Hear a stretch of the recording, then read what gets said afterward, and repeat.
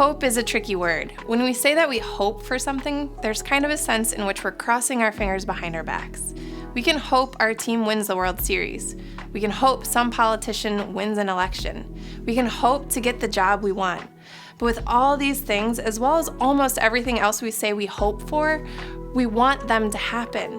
But we're also bracing ourselves for impact in case they don't.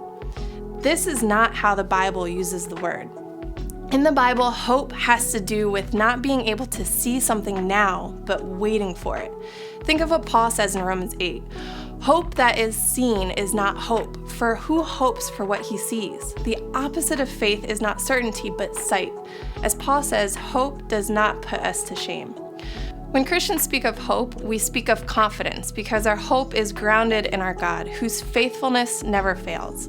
Our hope is patiently waiting for what we know we will one day see, the coming of the Lord Jesus, the redemption of our bodies and God's new creation.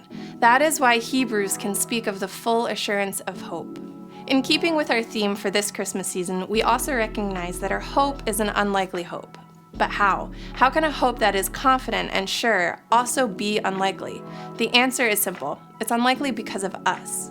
As flimsy as hope is in the modern sense of the word, it only makes sense if it's based on something. After all, hoping your team will win the World Series doesn't really make sense if they're terrible.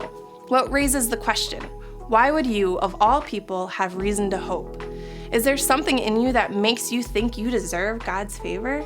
Is there anything you've got going that makes you think you can earn it? Or are things going so well that you have no other choice but to conclude that God's eternal blessing must follow? Why is hope unlikely? It's unlikely because you can have it.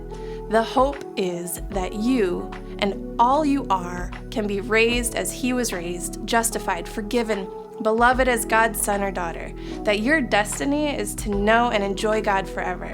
This hope, Peter tells us, is imperishable, undefiled, and kept in heaven for you, who by God's power are being guarded through faith for a salvation ready to be revealed in the last time. Whatever has been said, whatever has been done, if you have repented of your sin and trusted in the Lord Jesus, then God will welcome you into His eternal kingdom. You are what makes this hope unlikely.